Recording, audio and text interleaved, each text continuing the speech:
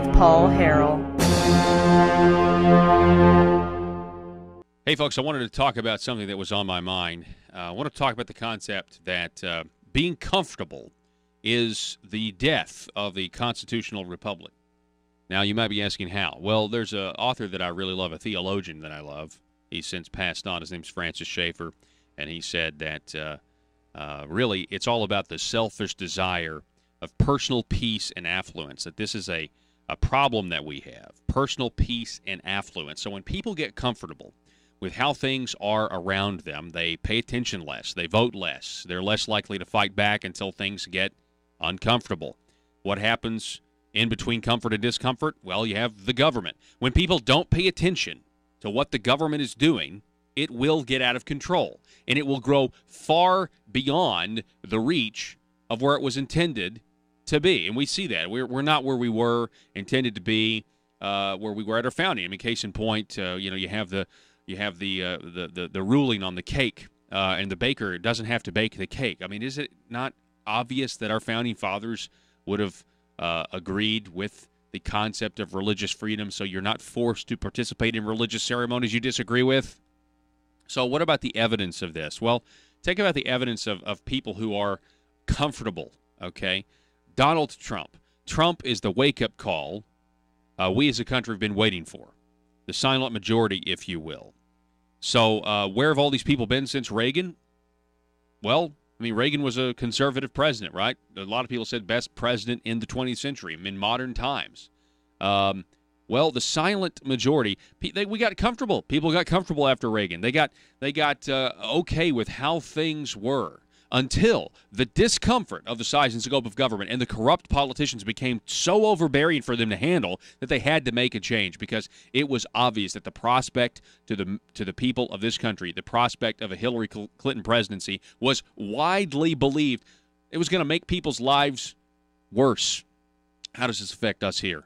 How does this affect us here in the state of Arkansas? Well, we're way too comfortable as a state with the current affairs, the current status quo here in Arkansas. We're way too comfortable with. During the primaries this year, voter turnout was unnervingly low. Outside groups like Conduit News or Patriots of X746, outside of groups like that, you don't really see a whole lot of pushback against the way things are going, the way the government's going here in Arkansas. So how did it become like this? Well, the fault rests squarely on the shoulders of the people. And if that sounds harsh, it's because it's supposed to. Arkansas and the Arkansas and the country as a whole are in a state they are in because we allowed this to happen. And the people aren't alone to blame. I mean, inevitably, it is the politicians that have taken advantage of the lack of public engagement to advance their corrupt policies, and we, the people, are suffering because of it. We elected the politicians in the first place, though. But back up to nationally, in Washington, D.C., we allowed the same people to stay in office for 40 years. These people have crafted policy for 40 years, and they've got a poor track record of keeping the people in mind as they craft that policy. They think the status and they think the elite special interests, they think about those people above all else, and they continue to build themselves up while suffocating the people. Does this happen in Arkansas? Absolutely. Do people pay attention? No, they don't. Happens in Arkansas, but maybe in slightly different ways. We've got term limits here. I mean, they're much larger since the convicted John Woods got his way. But when state legislators get subjected to the term limits, or when the governor deems them worthy, they get a nice state job, a reward for playing ball, for keeping the status quo going. Who will be the next to get a government job as a reward? Well, that's a good question. We should start a pool. In some cases, the politicians decide to create their own schemes, though, and get their colleagues to play along. Jake Files, John Woods, Mike and Neal, Rusty Cranford, Randall Shelton, Orrin Paris, and more built themselves up a nice little fraud scheme, and thankfully they got caught before they could steal any more of our money, the taxpayers' money. The bottom line is this: we as the people must wake up and pay attention, or else we will not recognize this country or this state that we love so much in 20 years. While we wait to see who else will be indicted or who else is going to plead guilty on corruption right here in Arkansas, let's commit ourselves to telling our family and our friends to wake up and pay attention. For Conduit News, I'm Paul Harrell. Hey, do you like this video? Do you want to get more? Do you want to get them a little early?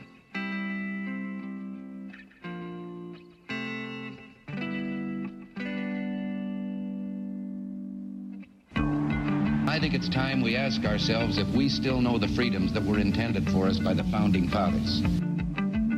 They seem to be in full-scale retreat from spending cuts and are talking about raising people's taxes again. And I have only one thing to say to the tax increasers. Go ahead, make my day. If we lose freedom here, there's no place to escape to. This is the last stand on earth.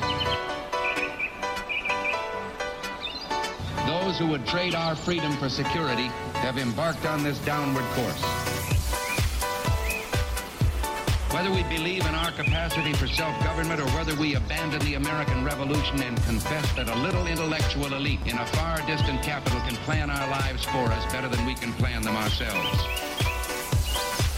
Conduit News Radio with Paul Harrell is on now. Hey, folks, welcome to the program. Good morning to everyone out there. Thank you so much for being with us. This is Conduit News Radio. I am Paul Harrell, and you have found the intersection of conservative ideas and reality where we are building a liberty machine.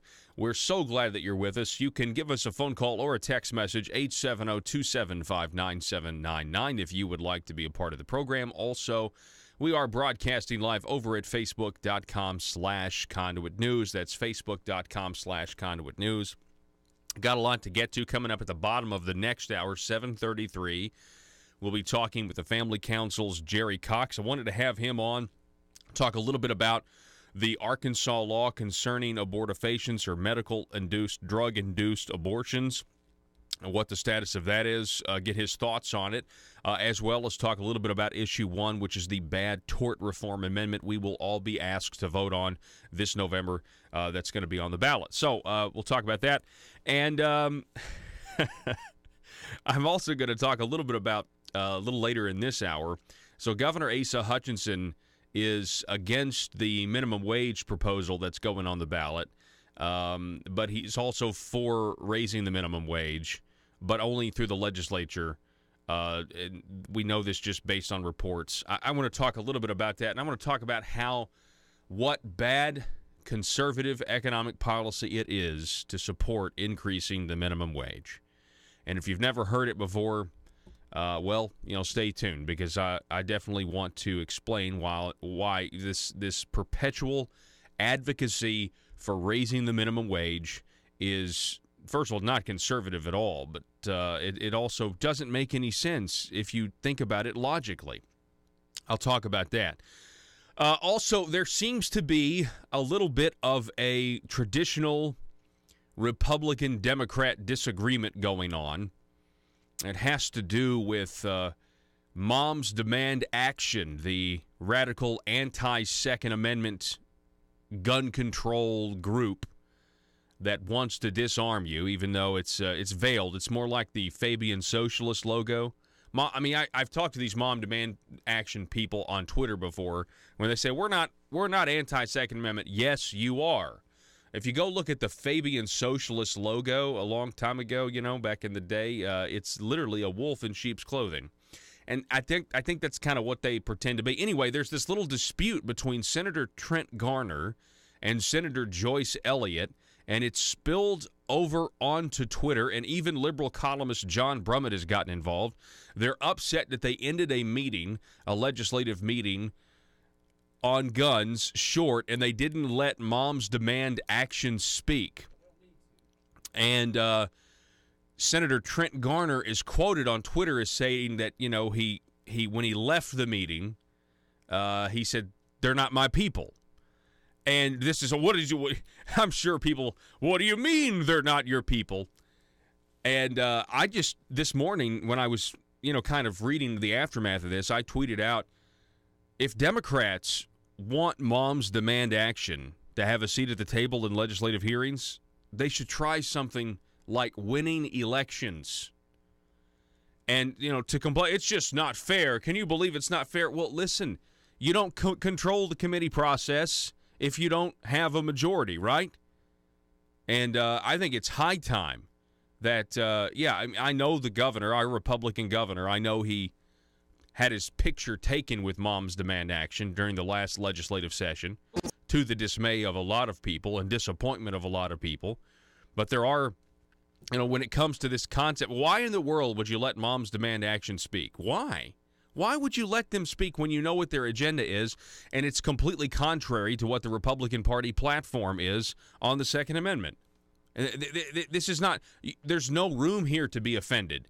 If you look at politics the way it is, it's in this instance, it's a very black and white. Of course we don't want to waste our time when we have these massive Republican majorities. So we're not going to listen to your ideas. If you want your ideas to be listened to, then the Democrats should win more elections. And that's not mean. That's the system of government we have. Anyway, I'll talk a little bit about that. I'll show you those tweets. But let's start at the big news, the national news. President Donald Trump nominates Brett Kavanaugh. The Daily Signal, which is a Heritage Foundation outfit, they say that Trump has hit another home run with a Supreme Court pick of Brett Kavanaugh. They're saying this is very similar to the Gorsuch pick. This is by John Malcolm over at the Daily Signal. President Donald Trump announced on Monday night his nomination of D.C. Circuit Judge Brett Kavanaugh to succeed Justice Anthony Kennedy on the Supreme Court. Kavanaugh, who was included in the Heritage Foundation's original list of potential Supreme Court nominees, is a very promising choice. Now, keep in mind, the Heritage Foundation said that President Donald Trump, his first year in office, was more successful than Ronald Reagan.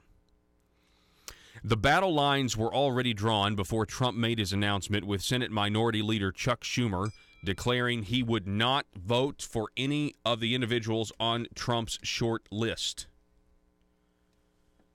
Meanwhile, Senate Majority Leader Mitch McConnell, Republican Kentucky, promised the confirmation vote would happen this fall.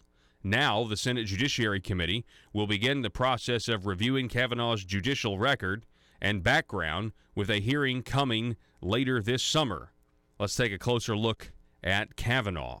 Born in Washington, D.C. and raised in Bethesda, Maryland, Kavanaugh is 53 years old, Catholic, and married with 2 young daughters whose basketball team he coaches.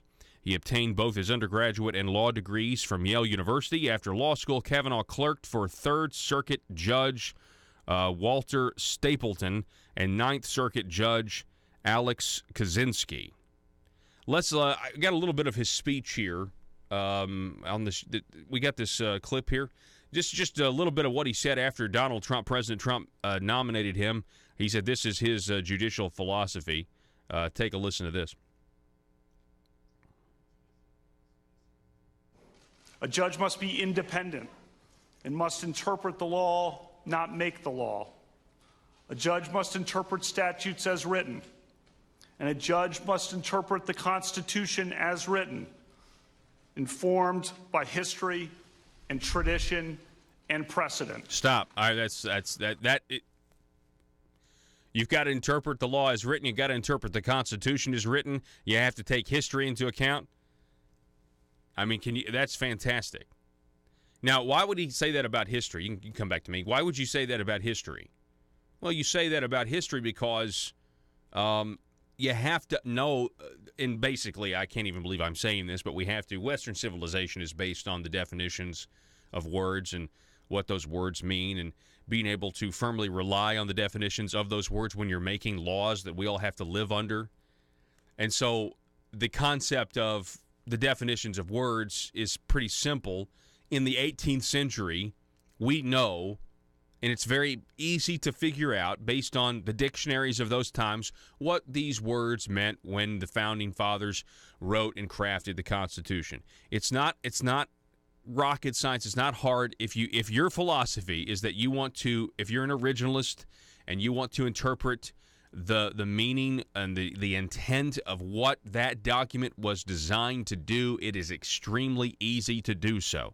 It is extremely easy to look at what those words say, go look at what they meant back in the 18th century, and of course it's still applicable today because human nature has not changed, because the document counts on human nature being the same, meaning that one man or one group of people will try to use the government to take rights away or money away or property away from other people. And the government is set up to count on that and saying, okay, well, the government's just not going to be, they're not going to have the power, not going to have that type. We're going to put restraints on it. We're going to give the government specific powers of things that it can do, called enumerated powers. And then we have that little thing called the 10th Amendment, says that if there's nothing, all the rest of the authority, the power, if it's not delegated specifically to the federal government, then it's reserved to the states or to the people. I mean, it's very, very straightforward. This is going to be a fight, though. This is going to be a fight. I hope it's over quickly. But, of course, they had protesters already planned. Did you see the headline where ABC News tweeted? ABC News tweeted that Trump's pick was controversial before Trump announced who his pick was. It was absolutely incredible. There's a few stories on it on Drudge, but then over on Mediaite, you have Shannon Bream, the Fox News host. She had to cancel her live show she was going to do from the Supreme Court building steps. But there were protesters, and she felt threatened, she says. Mediaite writes that Fox News anchor Shannon Bream had a sudden change of plans on the night of President Donald Trump's historic announcement of a Supreme Court nominee. Earlier on Monday night, Trump nominated D.C. Circuit Court of Appeals Judge Brett Kavanaugh, and she essentially tweeted out, "Very few times I felt threatened while out in the field. The mood here tonight is very volatile. Law enforcement appears to be closing down First Street in front of SCOTUS." This is all, I mean, I know they said that the Tea Party was AstroTurf, but it really wasn't.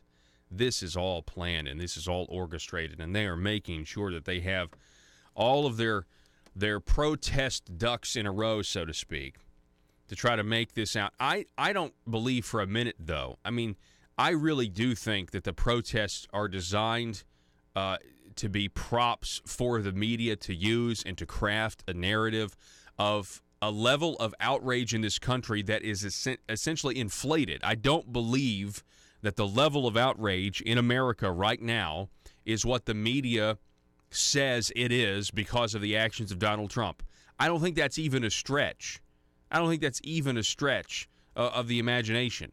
Now, sure, if you go to more urban environments and you go into more, larger cities, there certainly is a leftist slant there. We all know that. We know how they vote. There's more of an outrage there. But if you actually, these people are being paid to be there. I don't think that's any stretch of imagination in many regards. Not all of them, but a lot of them are.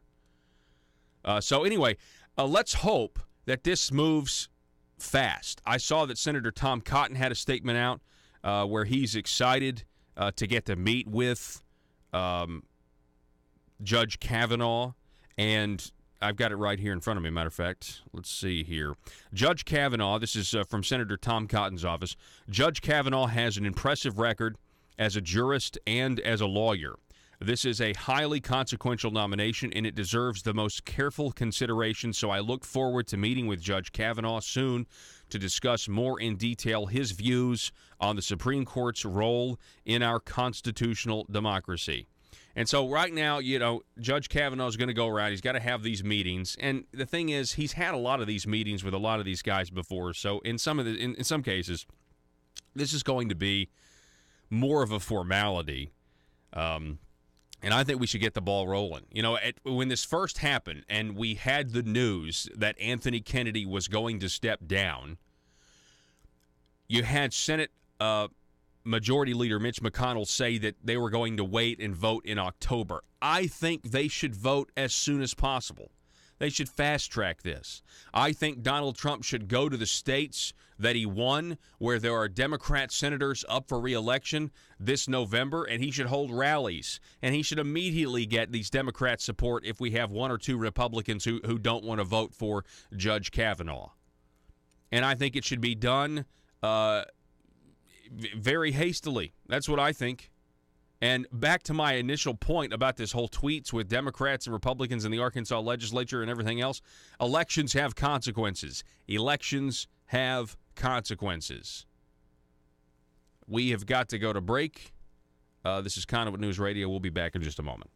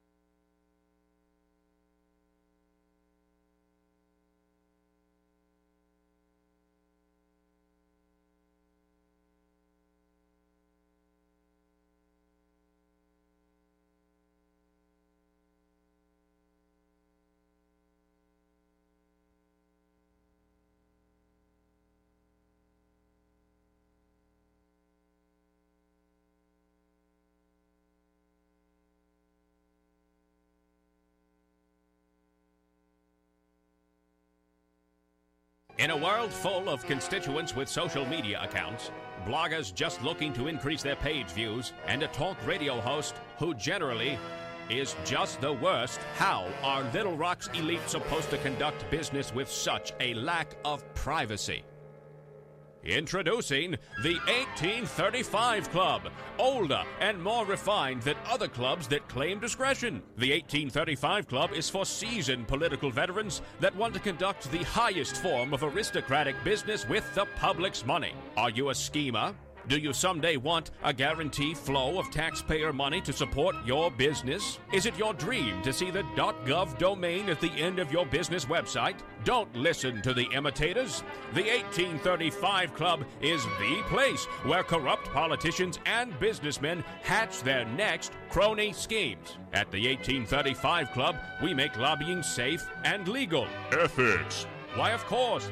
All business is done in an ethical manner. Just look for the sign above the door that reads, loophole. Are you tired of the Capitol Police restricting your access to the roof after a perfectly good night of drinking? The 1835 Club has libations and a perfectly good roof. Other crony clubs that promise discretion try to lure you in by advertising bars made out of aeroplanes. Well, at the 1835 Club, instead of an airplane fuselage, we've got a space shuttle. No, not a bar. We've got an actual space shuttle that makes a daily run to the moon so members of the 1835 Club can have some real privacy away from the bloggers and taxpayers. Are you an Arkansas aristocrat? Do you want to be? It's the 1835 Club, and we work tirelessly to make sure the good old boy system remains alive and well. Join today. Disclaimer. The 1835 Club reserves the right to deny membership to anyone who has principles. Any talk of the Declaration of Independence or the Constitution must be done in jest or, at the very least, with a condescending tone. And finally, the 1835 Club will be given a 25% commission of any agreements made between politicians and the business community. PHP Parody.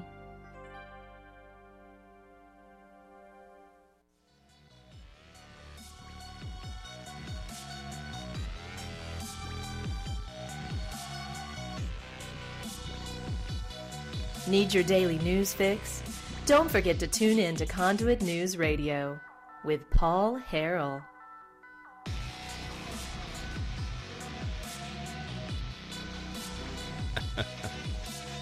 All right, welcome back to the program. Thank you guys for being with us. Found it interesting that, the fallout from the idea that the term limits ballot initiative might be a success and might actually get on the ballot is continuing to drive people in the establishment a little nuts. Of course, we had David Couch, who tweeted, we showed you that tweet yesterday, who said essentially, well, this is like just putting innocent people in jail because there might be a criminal out there. That's what he compared term limits to, because there might be a criminal out there. Well, first of all, we do have legislators who are criminals. We do have legislators who are criminals. Say it with me, everybody. We have legislators who are criminals. I mean, they may not be legislators now, but certainly you're not going to. try to protect the integrity of, because they're not legislators now because they're going to jail. By the way, the sentencing is set for that whole Ecclesia debacle and the money laundering that took place in the conviction of Senator John Woods, or I guess I should say former senator, right, to protect the integrity of the institution. I found that, let's see, there's this one tweet here. It's actually a retweet with a comment. I guess a guy named Trent on Facebook, or I'm sorry, on Twitter, who is the former legislative and agency liaison for Governor Asa Hutchinson. Nothing takes power away from the people and gives it to unelected bureaucrats and lobbyists like term limits. Good work, everyone. They go to this. So we have people who say this is just going to empower the lobbyists and bureaucrats. No, I think the opposite. I think what it's going to do is create a sense of urgency in our legislators to actually get down there and do something quickly and not get bogged down into the process and get controlled by your freshman orientation and now I've got to make friends and all this other stuff. That's nonsense. I know that may be the way things are done, but the way things are done is why the people want term limits, okay? And so the people want term limits, and what Senator John Woods did in putting this on the ballot is a stain on Arkansas, and we need to get rid of that stain on Arkansas. I had a text message from a friend the other day, and this is what he had to say about yesterday's show. I just listened to this morning's show when you often reminded your listeners that John Woods was the sponsor of the current term limits amendment that we're all enduring and suffering through. Please, in the future, remind them that the House sponsor now wants to be the mayor of Little Rock, Warwick Sabin. Woods is going to jail. Please don't let Sabin go to City Hall. Yeah, you got to remember that issue 3, that was a deception and a lie on everybody in the state of Arkansas, claiming that it was setting term limits when it was really extending term limits, making people think we didn't have term limits, and they thought they were doing a good thing. They thought they were putting a check on government. You were using their affinities for limited government and limiting how long a politician could make it a career to your advantage. And, of course, yeah, it did have to have a House sponsor. Look at this parody account.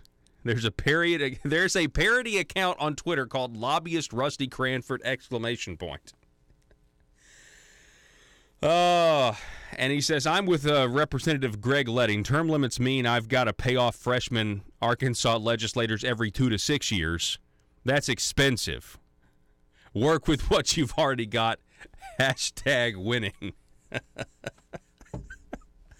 There's a parody Rusty Cranford account, and the profile pic is his mugshot in an orange jumpsuit. Oh, man. Oh, keep in mind, I've got this text here. Keep in mind, John Woods didn't act alone either. Majority of the Senate voted for issue 3. They basically, now some of them could say they were deceived. It's possible, right? There are some who could say that they voted for John Woods issue 3 that raised legislator salaries in a secret way, that increased the amount of time they could stay down at the Marble Palace in a secret way, in a deceptive way. There's some they could say that they were deceived and they didn't know what they were voting for. Everybody can make mistakes. And if that's the case, if you were deceived, then I look forward to hearing about your hearty endorsement of the term limits ballot initiative that's likely to go on the ballot this November. I'll be waiting for that. Back in a minute.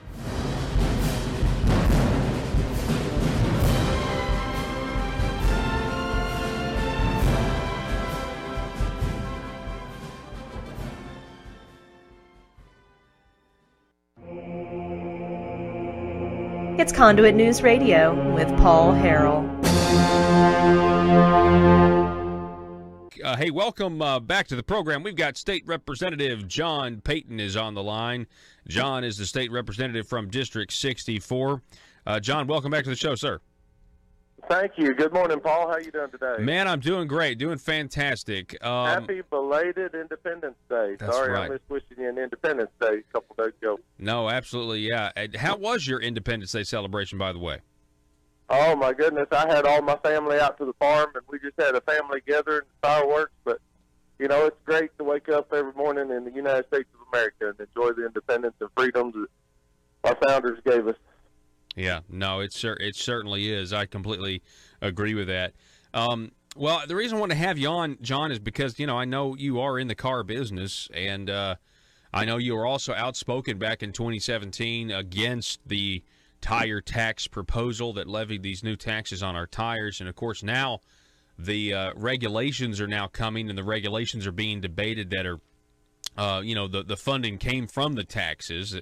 And I just wanted to get your thoughts on this. You know, have you changed your mind at all since, you know? No. Go ahead. Paul, I guess I'm a little bit stubborn, but yeah, I fought really hard against this idea for two reasons. Number one, I usually oppose taxes and tax increases, and until we become better at prioritizing and handling the responsibility of how we spend the taxpayers' money in Little Rock, I don't see a need to increase the revenue. I think we need to be getting a handle on our priorities down there and spending it in different ways than what it currently is.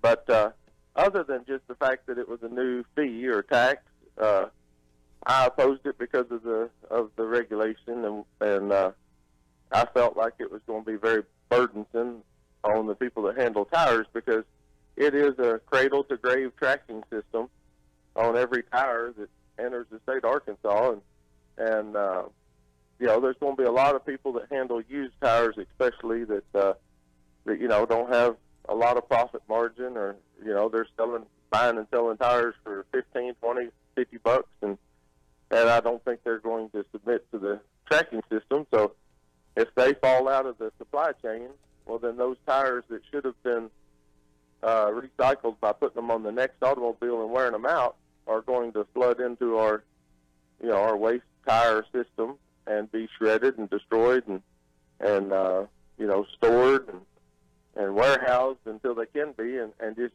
you know, further bog down the system, because, you know, I still say the best way to recycle a tire is to make sure.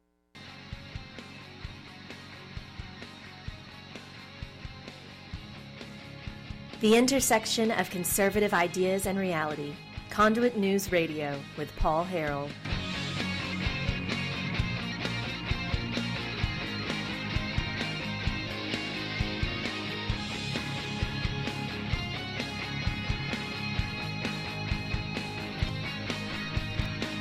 You know what a big deal it is if this Judge Kavanaugh gets confirmed? You know what a huge deal this is? I don't think people understand what a huge deal this is going to be.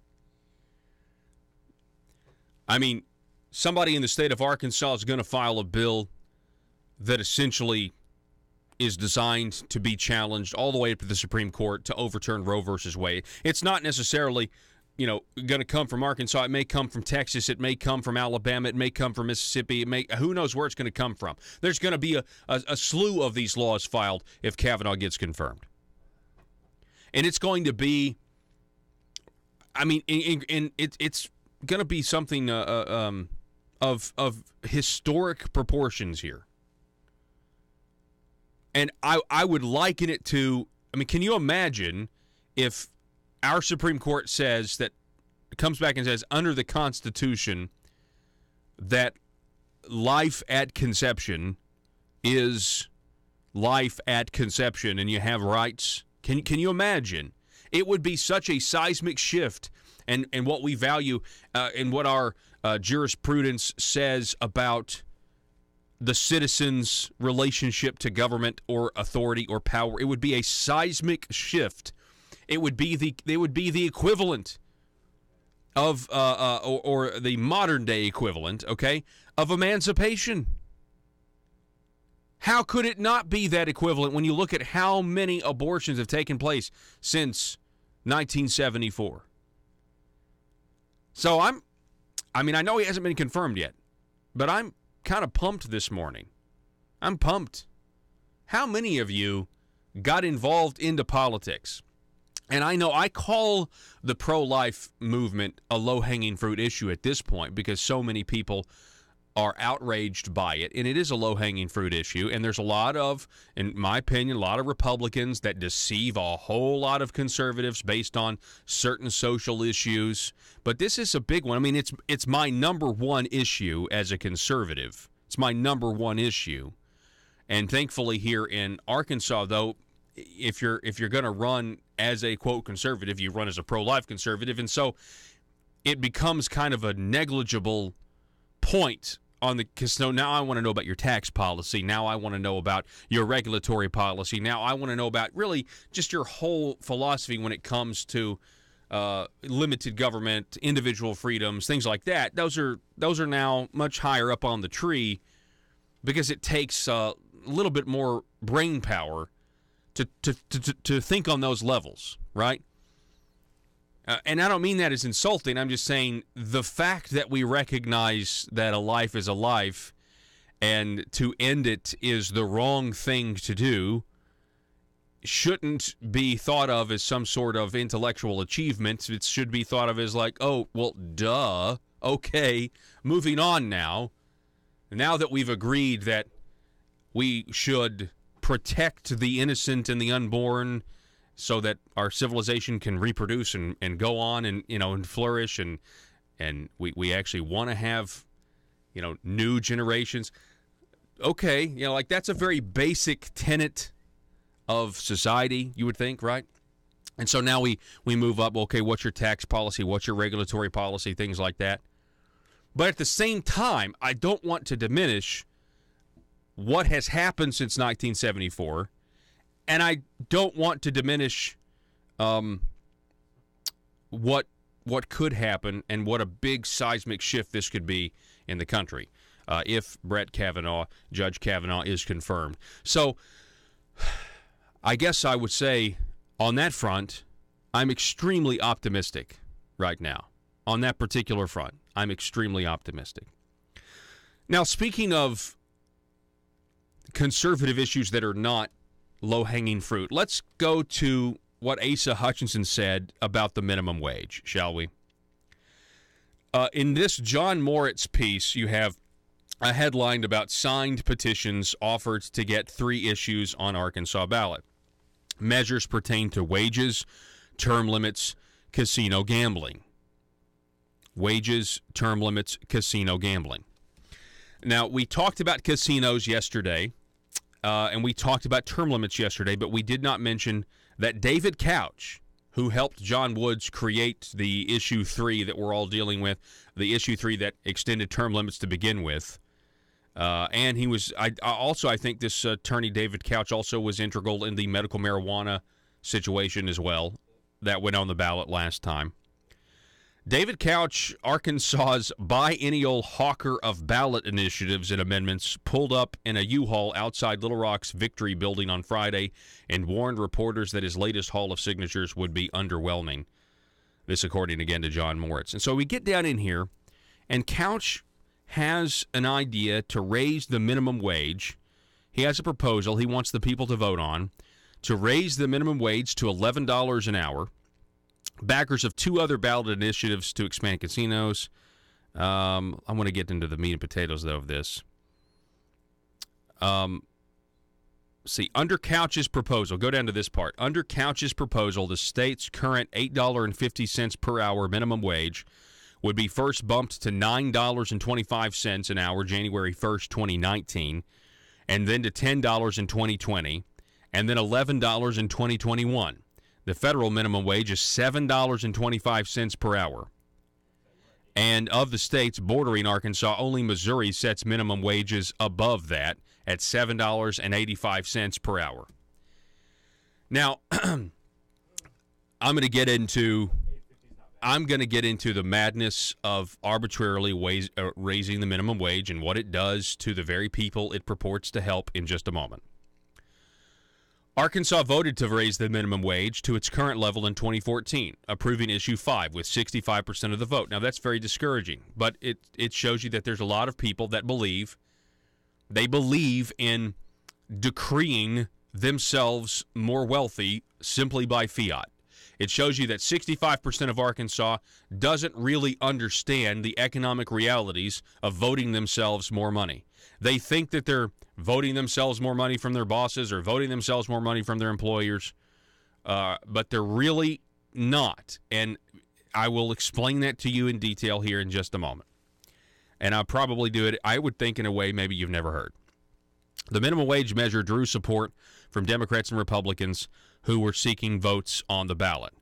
So this piece goes back and highlights that when Governor Asa Hutchinson was not governor yet, and he was running just as a gubernatorial candidate back in 2014, he announced his support for the minimum wage increase after first opposing it. And then it says that fellow Republican Tom Cotton also supported the measure during his successful run to oust U.S. Senator Mark Pryor, a Democrat, who said he would vote for it, which I criticized that back in the day when they both said that, because this is raising the minimum wage is not sound conservative policy, economic policy. It's simply not. 4 years later, the idea of raising the minimum wage again has proved more divisive in the governor's race. Quote, over the past 3.5 years, we have created 70,000 new jobs, and wage rates are going up, Hutchinson said in his statement Friday, opposing Couch's proposal. So the governor, according to this article, opposes raising the minimum wage, but he supported it last time. Quote, we need to be striving for this kind of wage increase through the private sector, the governor said. Private sector growth and more competitive tax code that produces more and better paying jobs in Arkansas. And I'm sitting here and I'm reading this, folks, and I think, wow, okay, you could call it a flip-flop or whatever, but I'm like, okay, good for the governor. Way to oppose a minimum wage increase that is really bad for small business owners and employers and everything else. People looking to start businesses and things like that, people looking to hire. You're just increasing the cost of doing business. And I'm talking more about that here in a minute. But the next line torpedoes everything positive I just said. Quote, the governor added in his statement that he generally supports increasing the minimum wage, but that such efforts should be passed through the legislature.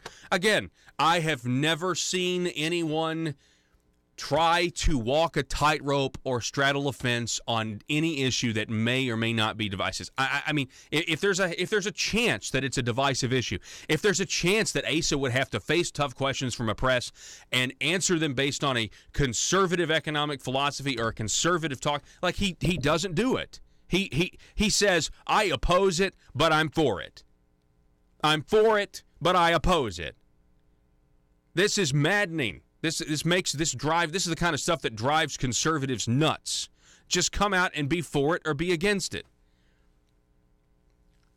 I mean, it's just it's just. Is that not am I the only one that finds it frustrating that you're going to say the governor added in his statement that he generally supports increasing the minimum wage, but that the legislature should do it? It's just frustrating. You have one statement that says one thing, and the very next line contradicts it, and it just muddies the water. It makes it gray. It's like we just want a contrast. Just give us a choice. Give us a contrast. Let me tell you why the minimum wage is a terrible idea. First point: the government is telling you, the free man, what you can contract your services for. So you may think that's a disadvantage because you may think, well, no, I need a base minimum pay. Well, if you are somebody who maybe thinks a little differently about your plot in life, and you think, you know what, I need to make myself as valuable as I possibly can. I need to learn skills that nobody else has or that few people have so that I can make myself as valuable as I possibly can. so that I can demand a higher wage based on what I'm worth, what my value is.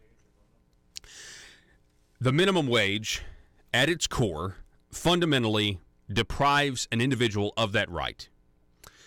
And you could easily see that this philosophy or this concept would fit really a different type of America that is long since passed, when we had a different work ethic, where somebody would have a job doing something menial. The equivalent of today might be handing a paper bag outside a window in a drive-thru, which is not a valuable skill. That's something everybody can do. Most everybody can grab a bag of food and hand it to somebody. Okay, so that's not a very valuable skill. But maybe while you're doing that job, okay, you decide that you want to go weld. But now, if you want to get paid to weld, you have no skills, so you're not profitable to the business owner. You're not profitable to him. And so, but the government says that you can't do it for $4 an hour, that the business owner is going to have to lose money in order to hire you for you to get the skills that eventually make you more valuable in our society, in our free society. You see how that works? You are fundamentally inhibiting people who have ambition and want to be able to make their own deals, want to be able to make their own way. So the minimum wage, fundamentally, that scenario I just laid out is impossible because the government comes in and tells you what you have to pay somebody. So they're arbitrarily setting the price of labor. And when you arbitrarily set the price of labor, that means that you have this cliff to where you've really got to wonder now. You've got to wonder, okay, if I hire this person, do they already have the skills that they need to make it profitable? If they don't, you're not going to hire them. So you're making it harder for people to actually climb the ladder and improve their lives in America. That's fundamentally what the minimum wage does. The second thing the minimum wage does that is not conservative is it is a system based on fiat. It is the equivalent of a king. I mean, you tell me what changes when the minimum wage increases? What changes from the day it was this amount to the day it was the higher amount? What has changed? It's the equivalent of a king, and maybe that's why the governor likes it, just going out on his balcony and declaring that the amount of money in the royal treasury is now valued more today than it was yesterday, that we are now more wealthy as a society today than we were yesterday. But we're not. When that minimum wage goes from what it was to the higher rate, there are no more homes built. There have been no more economic transactions made. There have been no more cars built. There have been no more sales made. There has been no prosperity generated for anybody. It is completely arbitrary. And because it's arbitrary, the market eventually catches up. And this is the third point. So for everybody that claims the minimum wage is going to help the poor or the working poor, eventually everything catches up. And your rent goes up, your food goes up, because small business owners are going to hike their prices. They're going to pass everything on to the consumers. And guess what? In a couple of years, you have Asa or you have the Democrat Jared Henderson, and and you got David Couch saying, well, we need to raise the minimum wage again. Answer me, and here's the biggest fallacy in all of this, and this would be point 4, I suppose. If raising the minimum wage to $11 an hour is good, why not 15? Why not skip 15 and go to 30? Scratch that. Why not make the minimum wage $100 an hour? Never mind that. Why not pass a law that just gives every man, woman, and child in this country $1 million? If we follow your flawed economic logic, then we should just be able to print ourselves into prosperity, and we can't do that now, can we? Now, here is, I guess, the 6th point. Believing in a minimum wage as a means to regulate the economy fits perfectly in line with the defunct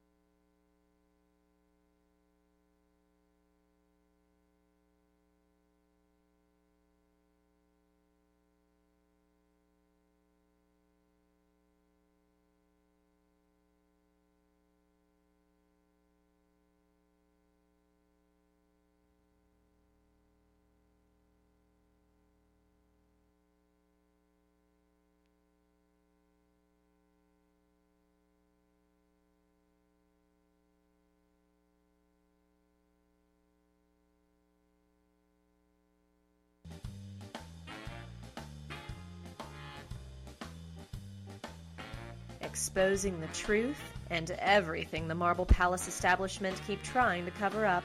It's Conduit News Radio with Paul Harrell.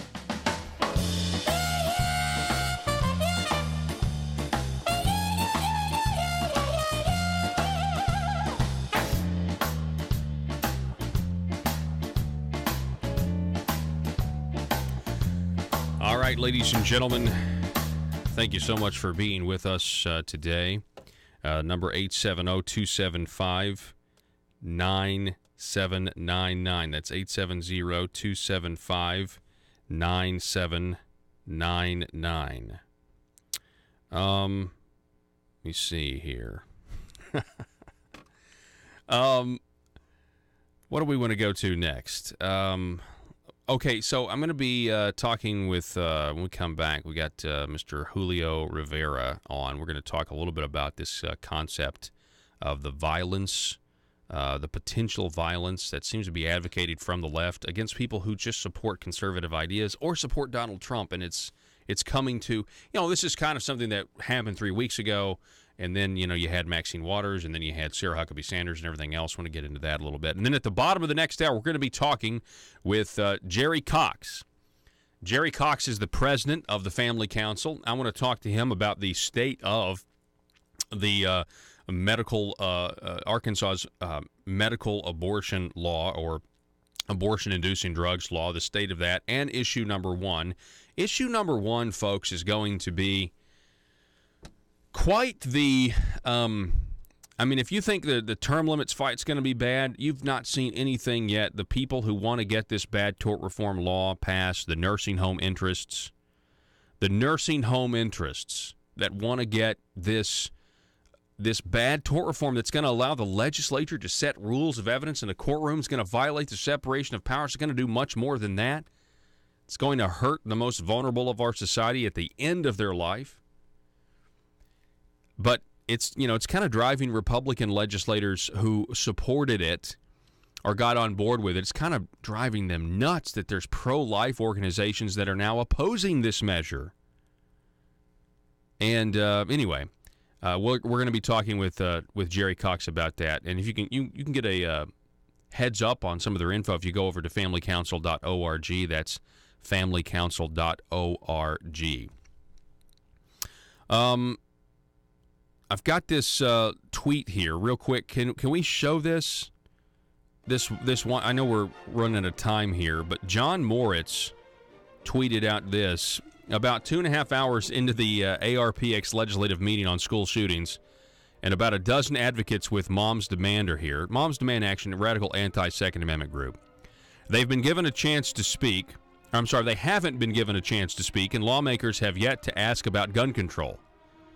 Update. The committee chair adjourned and decided not to allow public comment. The Moms Demand advocates protested and were told they'd have a chance to comment once the committee released its recommendations.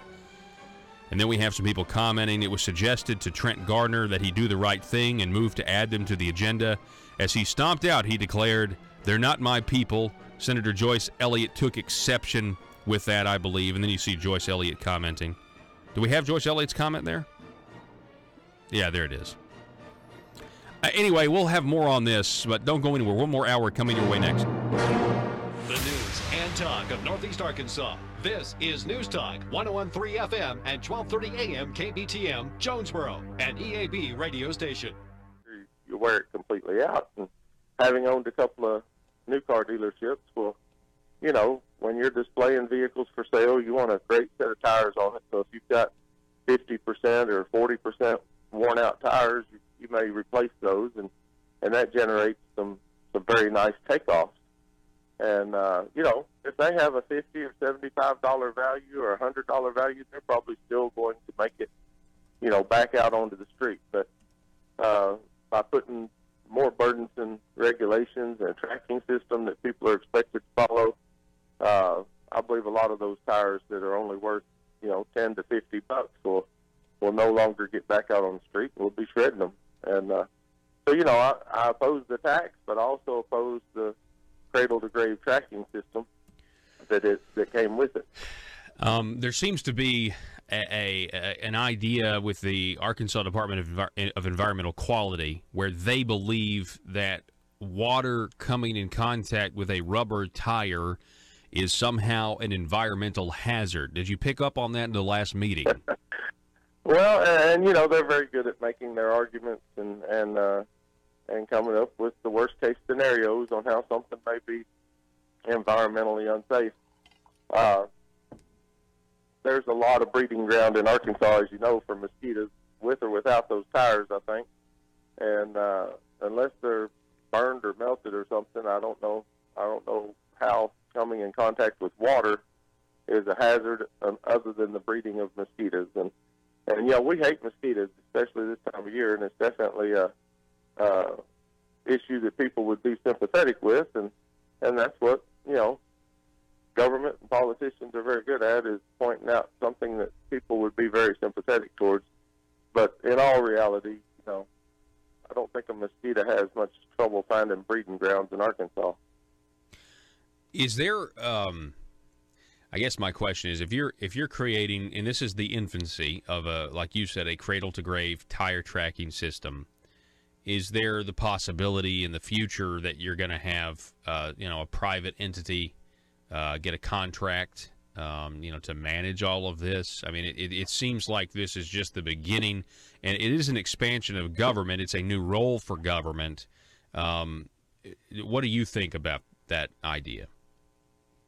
Well, you could take nearly any state agency or board or commission, and a lot of their strength is based in the how many private contracts they let out for different services, and I'm sure ADEQ, Arkansas Department of Environmental Quality, would be no different than any other state agency. At some point, they may have private contractors and do part of the work, and of course that has been something of an issue here lately, and how legitimate and how clean the operators some of our public-private partnerships become, whether they're good or bad.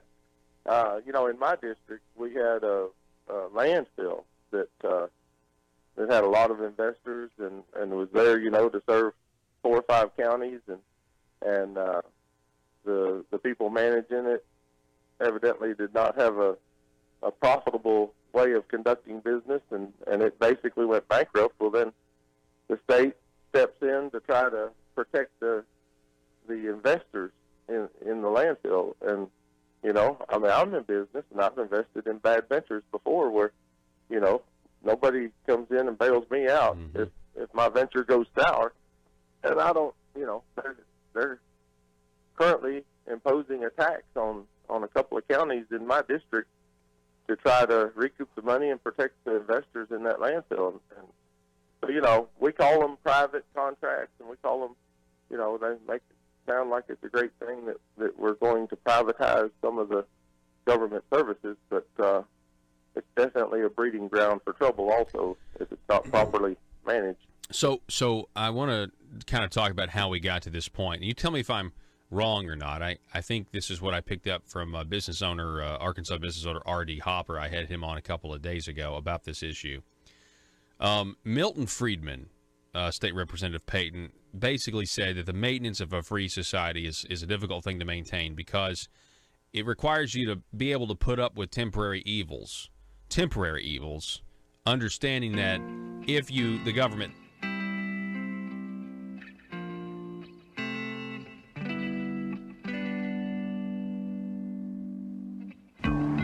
I think it's time we ask ourselves if we still know the freedoms that were intended for us by the Founding Fathers. They seem to be in full-scale retreat from spending cuts and are talking about raising people's taxes again. And I have only one thing to say to the tax increasers. Go ahead, make my day. If we lose freedom here, there's no place to escape to. This is the last stand on earth. Those who would trade our freedom for security have embarked on this downward course. Whether we believe in our capacity for self-government or whether we abandon the American Revolution and confess that a little intellectual elite in a far distant capital can plan our lives for us better than we can plan them ourselves.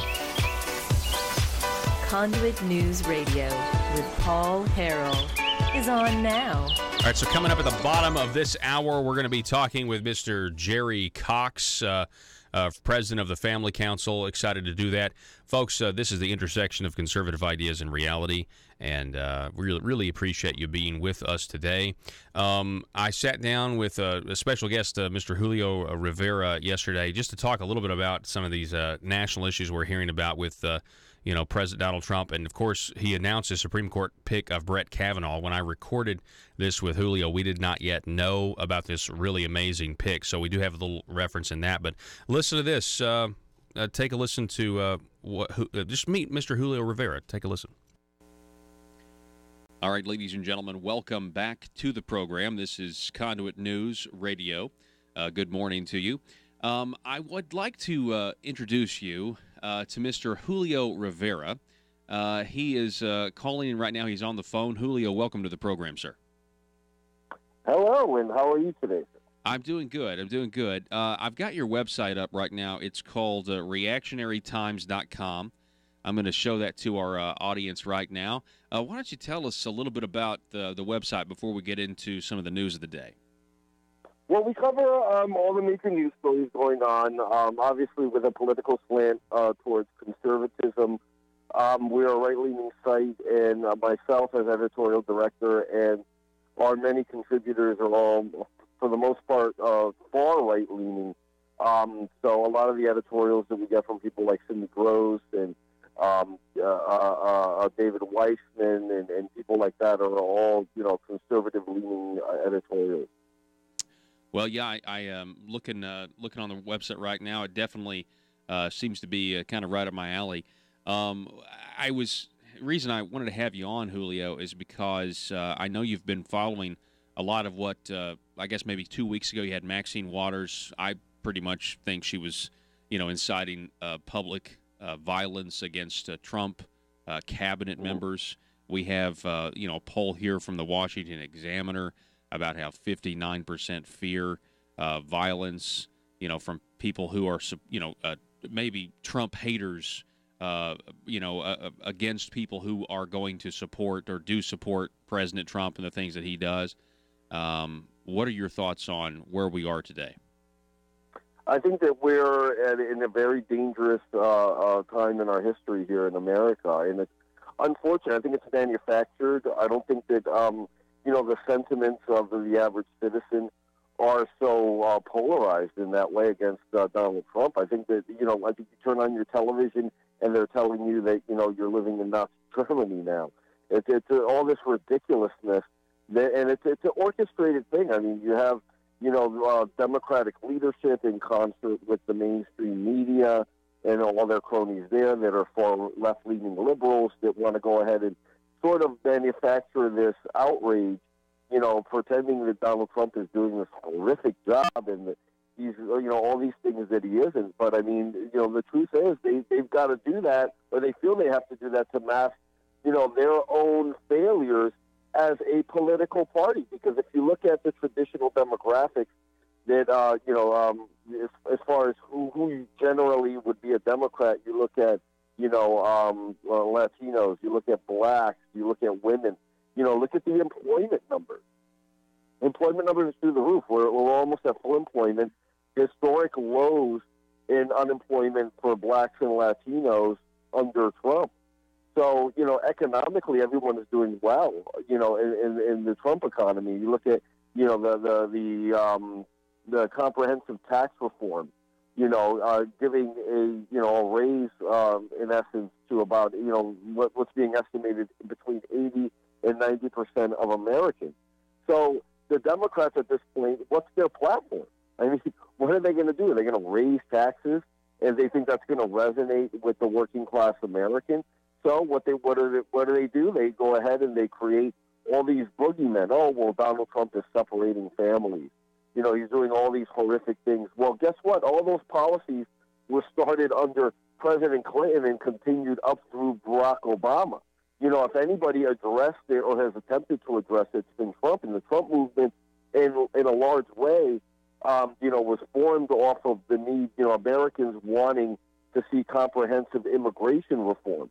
At this point, Trump has been hamstrung by a Congress. Unfortunately, he cannot legislate from the White House. He does need a bill to sign that will address these issues. But again, I think, unfortunately, politicians on both sides of the aisle have not wanted to address something like immigration, due to the cheap labor and things like that.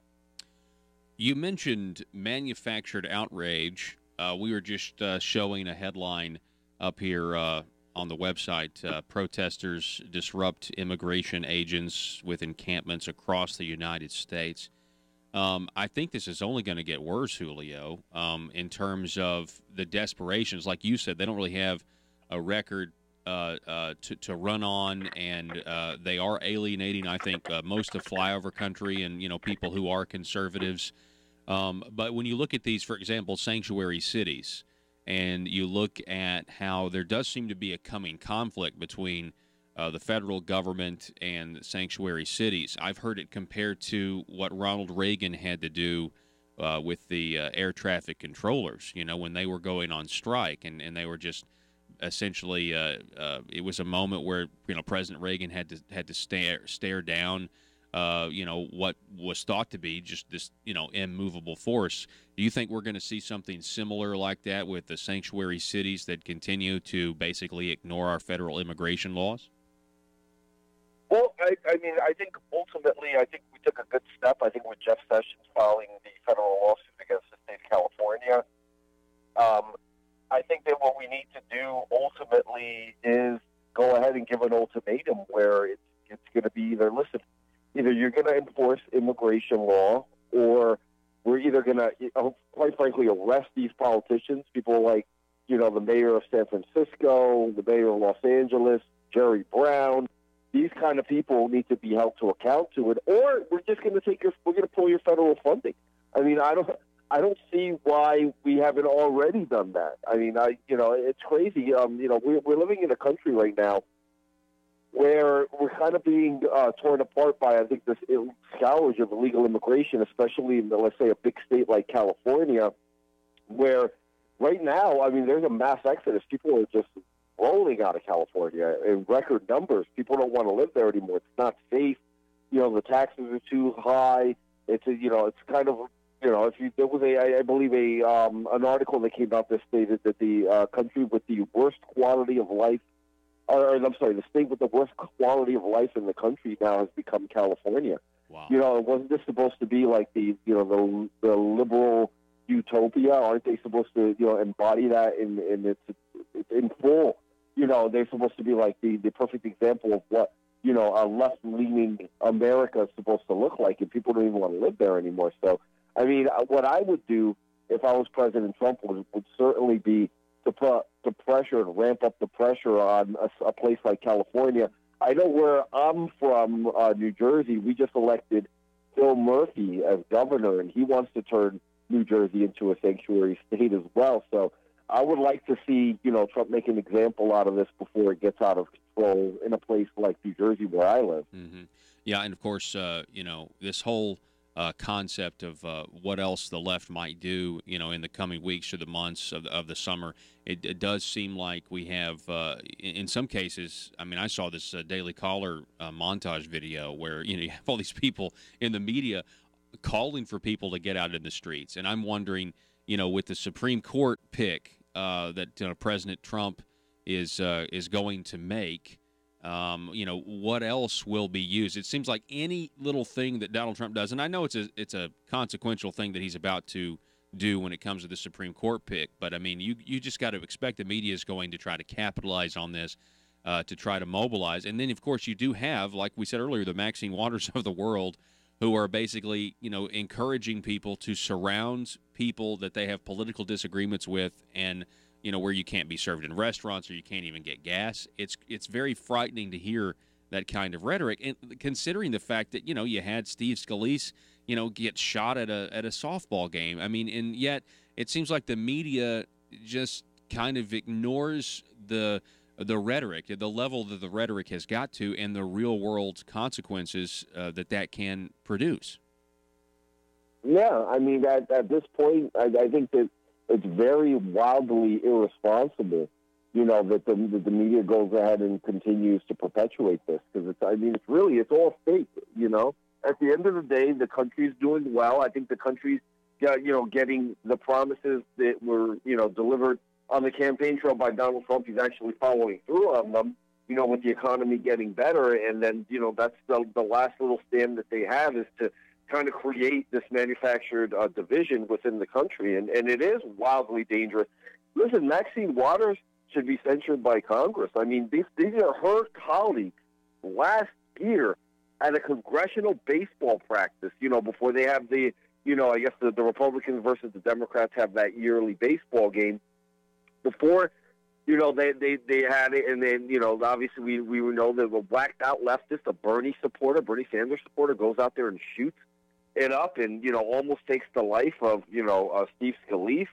This happened very, very close to home to her. This is something where very easily she could have been involved in something like that and gotten shot herself. And for her to not, think a little bit better and be a little bit more responsible with her words is wildly irresponsible. I mean, and I'm expecting, I think that they, more or less the media is going to continue to keep on, talking in this manner and going ahead and giving a lot of coverage to this type of stuff. And I would not be surprised if this summer there is a lot of violence in different cities, as a resistance to Trump, more or less along the lines of what we saw when he was campaigning in 2016, where we saw like the rally in Chicago that was disrupted by organized protests by MoveOn.org, where there was violence carried out against women and men, and it led to, that campaign rally having to be canceled, actually, which is, basically talking about the suppression of free speech, and that's true fascism. Yeah. And that's what the left is pushing right now, because they can't really push any positive policies. So what they're doing is just going to go after, go after the supporters of the opposition. Yeah, I would just caution, everybody out there listening, if you are an open Republican or an open Trump supporter, you definitely need to be aware of the tactics and the potential out there, for harm. I mean, here in Arkansas, for example, we put up a 10 Commandments monument and we had some leftist drive a car onto the Capitol grounds and run it over. I mean, it's people, they're very, willing to do things as a form of protest that are illegal and breaking the law, not in the, the peaceful type of protest. So we all need to be careful. And Julio Rivera, I really appreciate you coming on the program, and I'll give you the last word, sir.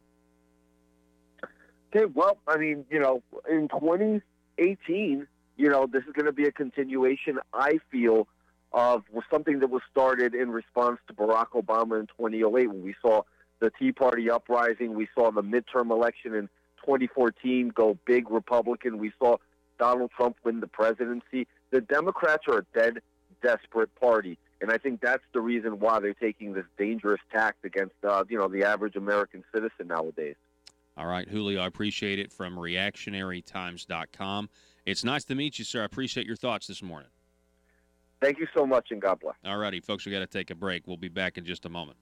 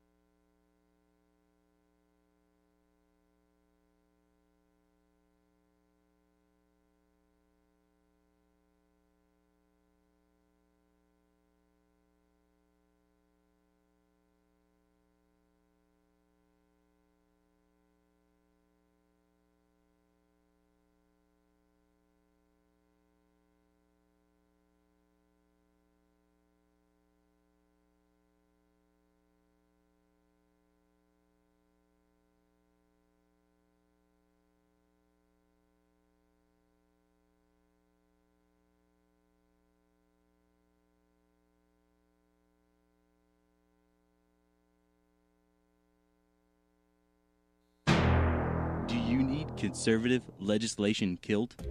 Or do you need policies enacted that ensure government growth? Then you need to get Nephewed. Hi, I'm nephew number 1 of uncle, nephew, and nephew, attorneys at law. I'm not a lawyer, but I am a senator. And I'm nephew number 2, and I am a lawyer and also a senator.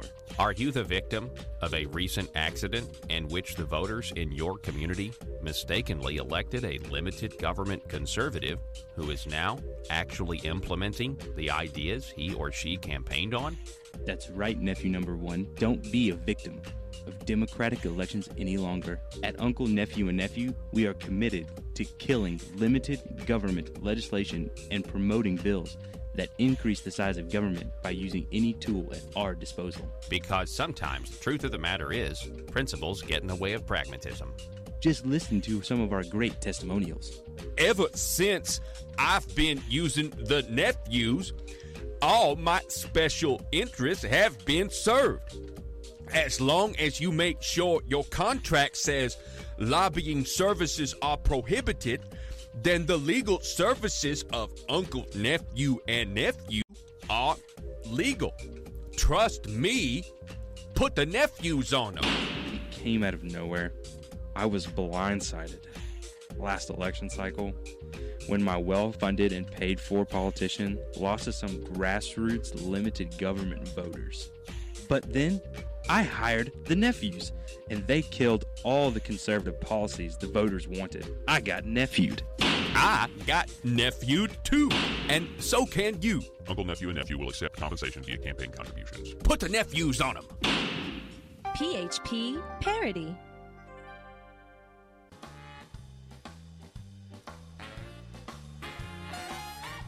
Determined to drain the swamp in Little Rock, it's Conduit News Radio with Paul Harrell. You know, sometimes, welcome back to the programs. You know, sometimes when we have a commitment to free market principles, last hour we talked about the minimum wage and how advocating for its increase is madness. Logically speaking, it makes no sense. It's not sound conservative economic free market policy at all. We talked about that. You can get that hour of the broadcast over at conduitnews.com. You can click on podcasts and get it there. Or if you got the SoundCloud app, just search for Conduit News on SoundCloud, or your iTunes store, search for Conduit News Radio on your iTunes store. Now, I just want to remind the iOS users out there, a lot of times people will open the App Store and they'll search for Conduit News in the App Store. Okay? No, we're not talking about your App Store. You have to open your iTunes, and you search for the podcast in the iTunes search bar, okay? And a lot of people, I mean, I know most people, a lot of people don't use, you know, they use the apps and the App Store more than iTunes, and so you just kind of, I can understand why somebody would get confused there, but it's the iTunes store. And you can get the first hour where we talked about the minimum wage. So commitment to conservative principles sometimes can have consequences that maybe in a free market you're going to have winners, and in a free market you're going to have losers. And that's the way it is, and you're supposed to leave it up. And especially when government takes a step to slash regulations and allow for, let's say, the sale of wine in grocery stores of wet counties, instead of, when they open up the market and now you're seeing people buy more wine from grocery stores, it's the free market at work. And this headline from Arkansas Business, Jan Cottingham, writes that Arkansas liquor stores saw a sales decrease of 5.5% since the grocery wine expansion bill that happened during the last legislative session. This is an example of the free market working, but I just wanted to point out that there are, for some people, when you free up, the markets and you allow people to buy a legal product, you're going to have people, lose money over here and make money over here. That's just part of the free market. Liquor stores fought this legislation, understandably so. They were holding on to 5.5%. They didn't want to lose that 5.5%. Can you blame them? No, but when the government is involved and is prohibiting grocery stores in wet counties from selling what is an otherwise legal product to sell, either, and this is my whole problem with, in a way, this is kind of my whole problem with dry counties that then get the special permitting process. I think it's a disadvantage economically for other people that maybe don't have the means to go through it, but they're not allowed to sell a product somebody else is allowed to sell. I think that's a big deal. But quote, the introduction of wine in grocery stores has impacted every liquor store in Arkansas, according to a report by Their Insights, a data analytics company that's based in Little Rock. Overall, the average liquor store saw a total sales decrease of 5.5%. This was a bill that had to do with, of course, Walmart really wanted this bill. I mean, let's be clear here. Walmart wants to be able to sell wine at their stores. And at this point, you might be asking yourself, well, how is this, how are they able to sell wine in the first place? Well, before this Act 508 of 2017 allowed it, grocery stores in wet counties could sell wine, but it was only small farm wineries, okay? And there was a regulation on it, and it's just an arbitrary regulation. They could sell small farm wineries as long as the winery did not produce more than 250,000 gallons of wine per year. Now, why in the world would we have such a stupid regulation on the books saying grocery stores in wet counties can sell wine, but only from wineries that produce less than 250,000 gallons of wine per year? Why? So they get rid of that, and the free market works, and there's more people that'll, buy some wine while they're doing their grocery shopping or whatever. I just wanted to point it out that when you do stick to free market economic principles, there are winners and there are losers. And in a free market, if we really believe in it, we need to be okay with that. The phone number is 870-275-9799 if you would like to contribute to the program, or sound off over on Facebook at facebook.com/Conduit News. That's facebook.com/Conduit News. Some responses to our last guest, Amy on Facebook writing, the left projects on us the moniker of fascist when it's they who are the fascists and use fascist police state tactics. Hashtag the big lie. Interesting. What else do we have here? Hang on a second. Somebody mentions Antifa here. I haven't heard that in a while. But anyway, we appreciate it. You everybody out there listening. I was looking for one comment. These comments go so fast that you have one in front of you, and then you lose it. Chris, this is the one.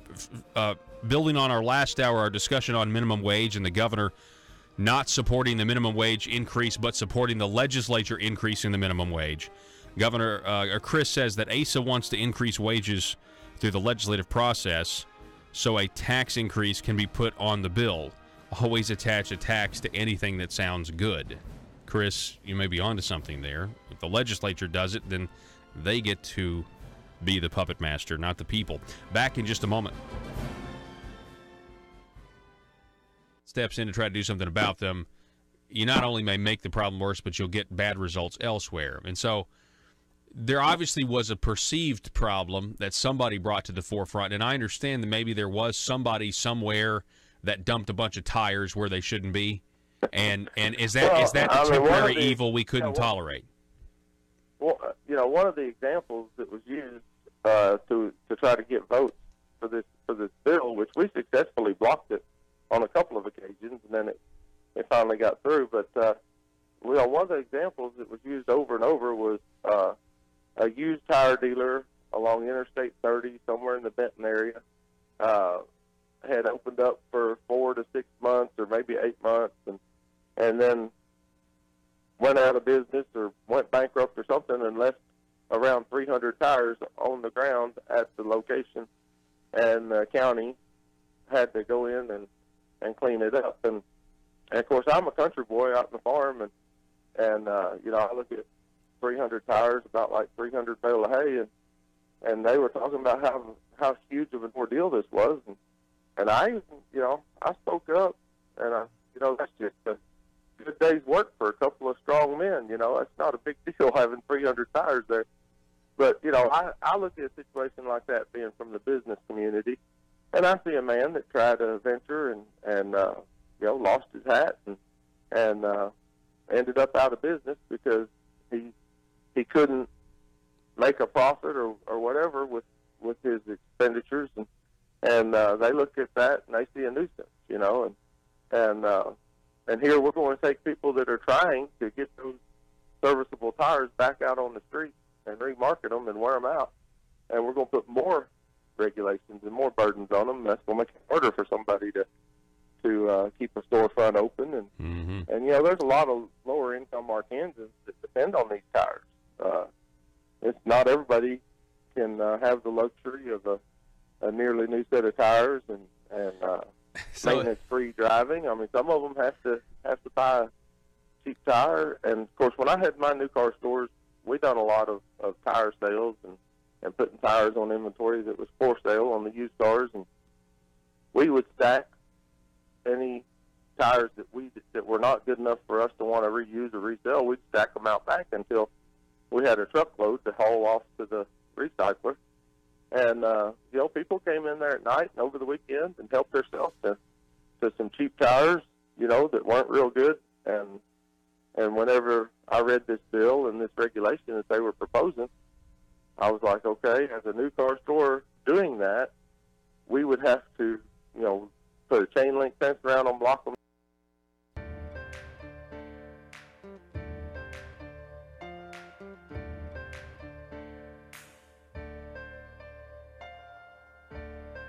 Bringing you your daily dose of truth.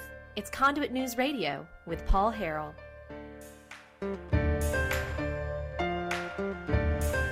Eight 870-275-9799 is the telephone number if you would like to be a part of the program today. Welcome back to the program. We've got the president of the Family Council, familycouncil.org. We have Mr. Jerry Cox is with us. Jerry, welcome and good morning to you, sir. Well, good morning to you guys. It's always a pleasure to be on the radio with you. Yes, sir. I completely agree with you. It's always a pleasure to have you on, sir. I just wanted to have you on, talk about two things. The first thing is the status of Arkansas's abortion law when it comes to what the judge has done.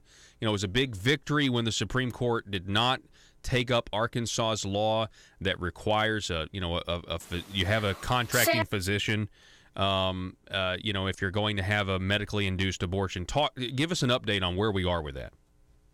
Well, that case is on appeal once again to the Eighth Circuit because Planned Parenthood came back and went back to Christine Baker, the federal judge here in town, and of course she's been always very, very favorable to Planned Parenthood. Being very pro-choice. And so she found another reason, so to speak, to strike down this good law that really just requires these doctors who do these drug-induced abortions to either have admitting privileges at a local hospital or have a contract with someone who does. I think most people think that their doctor has admitting privileges at a local hospital, that they can check them into a hospital. And the truth is, most do. But these abortion doctors don't. And so if these women have complications now, the way Judge Baker has ruled, then they have to go check themselves into the emergency room. And a doctor there sees them who has no idea what their medical history is, what medicines they're allergic to, or even why they're having all these issues. And so this is about the safety of women, and you would think that Judge Baker, being a woman herself, would at least be sympathetic to that. But apparently not. So now Leslie Rutledge, our Attorney General, has thankfully appealed this to the Eighth Circuit, and the Eighth Circuit last time around slapped Judge Baker's hand, and I kind of think they're going to do the same thing this time, but we'll wait and see. But what it does is it allows Planned Parenthood to keep on doing abortions in the meantime. Yeah, and that's certainly the tragic part in all of this. Are you pleased so far with the idea of a Supreme Court Justice Brett Kavanaugh, the president yesterday nominating him?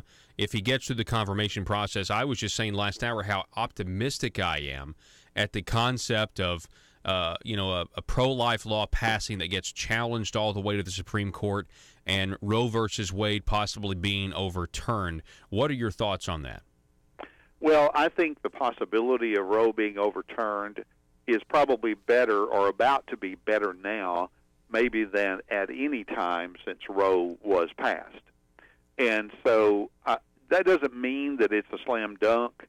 I do think that you're going to see the trend continue where Roe is weakened through other, the upholding of good laws like the ones here in Arkansas. What some people don't know is we have probably 3 or 4 other good laws that are in the hopper, so to speak, that are being appealed by Leslie Rutledge on up through the court system. And so there's a real possibility that one of our good pro-life laws here in Arkansas could find its way to the U.S. Supreme Court, and it could be a part of that weakening of Roe. And I'd like to think that maybe we might even see it reversed one day. Because, see, there's no guarantee that this is the only judge that Donald Trump is going to have a chance to appoint, or there may be others. Yeah. And so if he appoints some other good justices, then the possibility of Roe being overturned becomes much more real. Yeah, Jerry, I saw a meme on Facebook the other day that it was a false quote from Abraham Lincoln that said his biggest regret was appointing Ruth Bader Ginsburg as Supreme Court Justice. Well, some of those justices, you look at them and you think, how are they still going? But, some are going to hold on to the very end, it looks like. Yeah, it really does. So let's talk about issue 1. I mean, speaking of being pro-life, we've had you on before, and we've talked about how Family Council has been a multi-issue organization for a very long time. Issue 1 is the bad tort reform amendment that's going to be on the ballot. It's, in my opinion, tort reform written specifically for nursing homes. Are you hearing any more? When I had you on last time, you said that there were some legislators who'd maybe reached out to you privately who had voted for it initially but have now changed their minds. Any more developments in that arena? Not a lot, but I think it's important to point out that these people are politicians, and so they have to find a way to save face. If they voted for issue 1 and then they've got buyer's remorse, then they have to find a way to gracefully step back. And, of course, we're going to do everything we can to give them that opportunity to step away from it, because I want to see issue 1 defeated. See, the thing is, a lot of people were not around the legislature back in 2003 when we were out there fighting an effort by the nursing homes to pretty much bulletproof themselves against lawsuits when they neglect an old person and let them die and are behaving irresponsibly. And so we saw that back in 2003, and this is the same song. I don't know if it's the 3rd or 4th verse, but we're way down into it. But the nursing homes are doing the same thing that they've always done, which is try to make it so that good, honest people can't sue them when they neglect one of their loved ones. And so what they're trying to do now, of course, is not only to put a $500,000 value on the life of those elderly people in the nursing homes, but if issue 1 passes, the lobbyists for the nursing homes and these other powerful interests are going to influence lawmakers, I fear, so much that they're going to restrict the kinds of evidence that you can bring against a nursing home. That's the hidden canon in issue 1. Everybody's focused on the $500,000 cap, and that's bad. But what's, I believe, even worse is the fact the legislature can decide What evidence can be brought into court when somebody's been abused or neglected in a nursing home or these other injury lawsuits? So if you can't bring evidence, you have no case. Mm-hmm. And a lawyer won't take your case because they know they're going to lose and they can't get paid. And so the whole idea then of accountability for these nursing homes collapses. We just heard of a New Jersey-based nursing home who owns our nursing home owner who owns 2 nursing homes here in Arkansas. Those homes were recently closed. Do you know why? Because they weren't feeding the people in the nursing home. Wow. They weren't feeding them. And so you can't tell me that this kind of thing is not going to increase if these big outfits are shielded from lawsuits, and that's what Issue 1 does, and that's been the driving force behind it from the get-go. Man, the stakes really are high. And, you know, when you're emphasizing here, Jerry, this idea that the legislature can set rules of evidence if this thing passes, and I think that would violate the separation of powers. It would certainly undermine it. But I think the reason you're focused on that is because you've been down at the Marble Palace for a long time, and you know how fast they can amend a bill. They can put language here or there. I mean, I know you get notified sometimes, and here recently, you know, you got notified, oh my gosh, they're trying to, you know, slip something in here and essentially, you know, do backdoor tort reform, and nobody knew about it, and you went down there and testified against it and got it killed. I mean, if they have the power to set rules of evidence, how in the world would we be able to keep up with them, you know, inserting a line here or inserting a line there with all of the bills that they go through every single session? It would be a lot to keep up with. Well, we had 1 hour's notice during the special session about a bill that would allow people who draw up contracts to put language in there where a person would unknowingly waive their right to a jury trial. And that would be in the case of insurance, banking, checking a person into a nursing home. You know how you see those pages and pages of information when you conduct some kind of transaction and people say, oh, trust me, just sign there. Mm-hmm. Well, buried in that could have been you're waiving your right to a jury trial if you get cheated and having to agree to binding arbitration instead. And that's the bill that we fought, and that's the kind of legislation that the nursing homes came with back in 2003. They don't want to land in court and have a judge and jury of regular citizens hear the facts against them because they know that good people are going to issue a just ruling, and that's not what they want. They want to be shielded from that, and they want to be able to cut services, cut staff, cut care, and be able to make more money and not be held accountable for it. And that's wrong, and that's why we say this is a human life issue. And that's exactly right. I mean, you guys believe in the right to life from, you know, conception to natural death. And yet we do have some people, Jerry, I mean, they actually are saying that if this passes, that we'll have better health care for our elderly. I mean, do you buy that argument? That is not true. We have spent weeks researching what went on in Texas. Everybody tells us how wonderful things are in Texas with their health care. Well, let me tell you something. Health care costs in Texas are more than the ones here in Arkansas. Hospitals in Texas, rural hospitals, did not increase during the time after tort reform in Texas, contrary to what you've been told.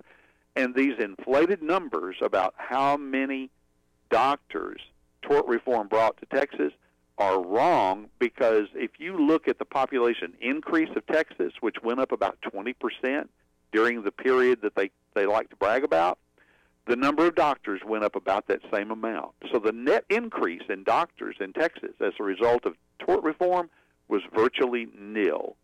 And so here's who it benefited. It benefited the medical malpractice insurance companies in Texas because they didn't have to pay out as many claims.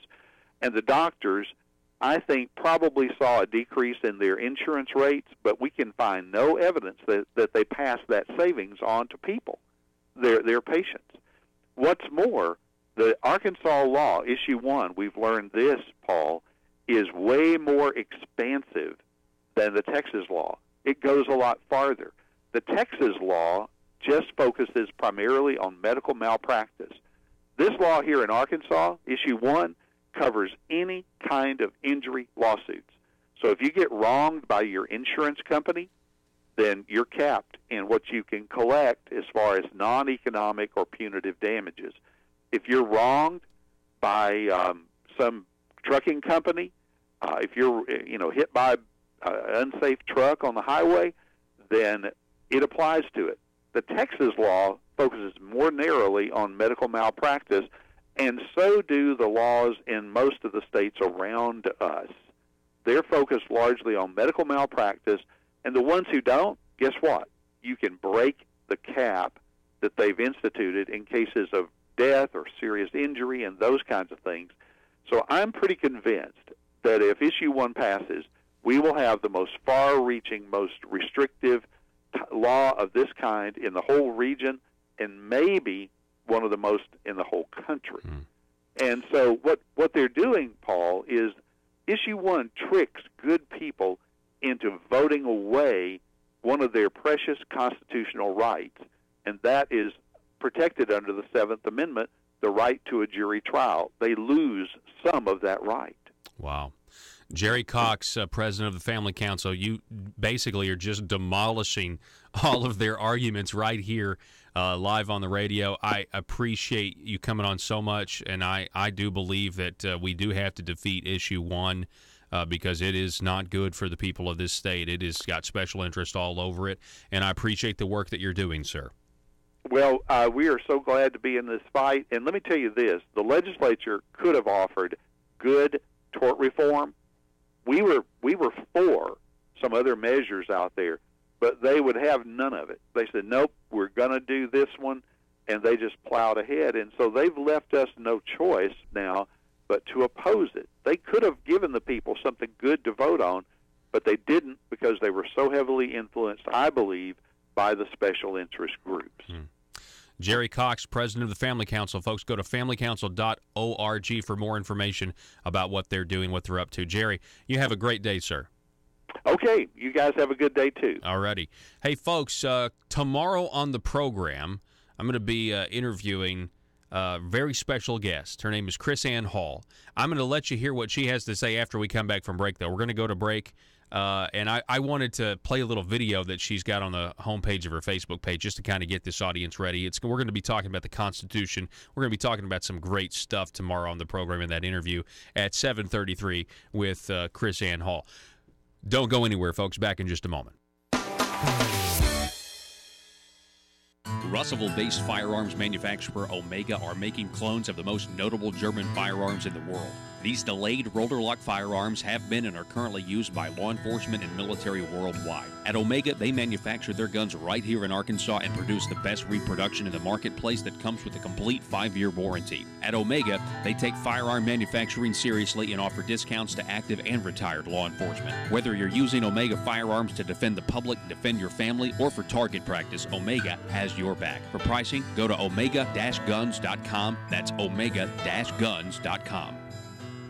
If you're like me, you believe that small business is the heart of Arkansas's economic engine, and it should be viewed that way by the politicians in Little Rock. Conduit for Commerce also believes, like you and I believe, policies that achieve less regulation and lower taxation help small business in Arkansas thrive. Other policies like small, constitutionally consistent government and reducing citizen dependency on government keeps it from growing and expanding its influence on our daily lives. Conduit for Commerce works every day to educate the general public and legislators on these important priorities in the name of Arkansas small business. By the way, contributions to Conduit for Commerce are tax deductible. Log on now to conduitforcommerce.org and click on Contact Us on the right side of the page. That's conduitforcommerce.org. Go there now and learn the facts on protecting small business in Arkansas.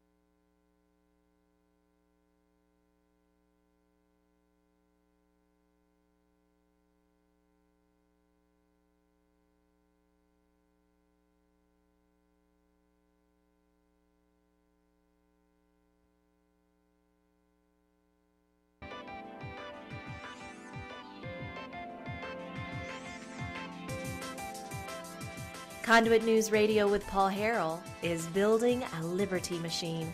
Find out more at conduitnews.com. It's a great interview with Jerry Cox there.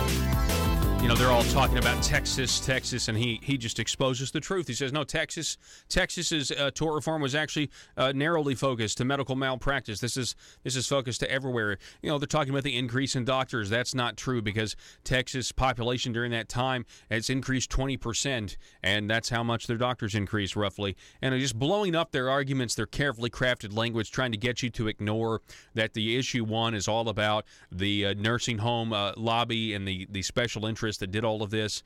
And folks, we have, in the news, I mean, over the last couple of years, you have a judge who pled guilty to taking a bribe to lower a judgment in a nursing home case. It was a judgment against a nursing home, and he took a bribe. And only in Arkansas, by the way, this is weird, but follow me here. Only in Arkansas can you have somebody who admits to taking a bribe, but somehow there's no briber. The judge admitted and pled guilty to taking a bribe, but we don't know who the briber is. I mean, we know who the briber is, but nothing's happened to the briber. So as far as the Justice Department goes, or, as far as it's like, hear no evil, see no evil, speak no evil, there's a bribee, but there's not a briber. That doesn't make any sense. Folks, tomorrow on the program, we're going to be interviewing Chris Ann Hall. Chris Ann Hall was born and raised in St. Louis, Missouri. She began her career as a biochemist, a Russian linguist for the U.S. Army, and a prosecutor for the state of Florida. Chris Ann also practiced First Amendment law for a prominent national nonprofit law firm.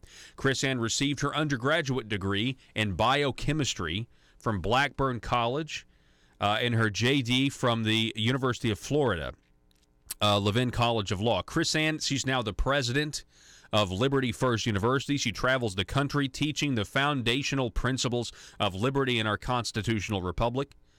She's the author of 6 books on the Constitution and the Bill of Rights. She also has a nationally syndicated radio show and a cable television show. Chris Ann has been featured on C-SPAN TV, C-SPAN Book TV. Chris Ann also, it says here in her bio, she will connect the dots for you like no one else can. And so we are going to get to interview this great woman on the program tomorrow. Really excited about it, and talk about really just all kinds of stuff. She writes here that she was not born a constitutionalist. I did not live my life with an inherent understanding of liberty and what is necessary to defend it. I was not raised a Christian. For some, these things will be a stumbling block, so you need to know. For me. Anyway. It's going to be a great interview. I can't wait to talk to her about her personal experience. Matter of fact, do we have a video? This is from her YouTube page. I mean, if you want to get familiar with her before her interview, you've got 24 hours to do so. And this is what she has to say. Let's go, Joe. Can you cue this up? This is from her YouTube channel. It's just Chris Ann Hall, and it's on the front page of her YouTube channel. It starts to automatically play when you go there. Go ahead, Joe. Let's see, what's going on here? Do we not have audio? Did you muted it earlier? Yeah, okay. Samuel Adams said, "No people will tamely surrender their liberties, nor be easily subdued, when knowledge is diffused and virtue is preserved. On the contrary," he said, "that when a people become universally ignorant and debauched in their manners, they will sink underneath their own weight without the aid of foreign invaders." Now, I know there are a lot of people in this fight who are giving you things and having you sign up for things. But what I do different here at the Liberty First Ministry is I want to give you the tools that are easy to use, easy to understand, and easy to apply. When I got fired for teaching the Constitution, I knew then and there the state of this country. And I wanted to make sure that we would not fall under that ignorance any longer. I have traveled all over the country now teaching the Constitution. I taught thousands of people in 22 states last year alone. And teaching everyday grassroots people just like you and me, I have seen what knowledge does. I have seen the power and the transformation in the grassroots people when they are armed with the truth and ready to defend liberty. The question that we need to ask ourselves today is, what kind of legacy do we want to leave behind? How do we want to be remembered by our children and our grandchildren? I want to give you the tools so that you can say to your grandchildren, I fought for your liberty when you couldn't. I stood in defense of the liberty that was gifted to me so that you could have it too. I didn't simply sit on the sidelines and complain to my TV or to the radio talk show host. I didn't just punch my ticket and vote. I got in there and I fought for your liberty. These tools will give you the courage, will give you what you need to stand against tyranny, a boldness that only comes from knowledge. Because with knowledge, there is power. All right, that's, again, Chris Ann Hall, and we're going to be interviewing her tomorrow on the program. Really looking forward to that. Knowledge is power, and so that is certainly true. By the way, speaking of knowledge is power, I believe we're going to have a Conduit quiz coming up later this week. Yeah. I'm excited about that. You know, Joe, I don't even remember. It's been a while. It's been a long time since you got to participate in the Conduit quiz. And yeah, it's before the primaries, I think. Yeah. What was your last score? Do you remember? Was that the one where you aced it? Or was that the one where you got like a 45% or something and you made like a below an F? If there was such a thing as making below an F, you made below an F. Keep saying below an F. I'm just going to keep saying it. Okay, so Joe says he aced the last one. That may be true. I think I remember that to be true. But the one before that, he like flunked it. Yeah, he did terrible on it. But be looking for that over at conduitforaction.org and across the Facebook and really all the platforms. Folks, that's all the time that we have for today on the program. I hope you've enjoyed it. I want to thank Jerry Cox for being on. It was just a fantastic interview this last half hour. Folks, you can get the full broadcast over at facebook.com/conduitnews or conduitnews.com. Or over on YouTube. And if you go to the YouTube channel, Conduit News, make sure you subscribe and click the little bell for notifications. If you can do that for us, that would be great, so that we can get on our way to being discriminated against by YouTube for our conservative viewpoints. We think that would be, at least that would be a milestone for us. Arkansas, be safe.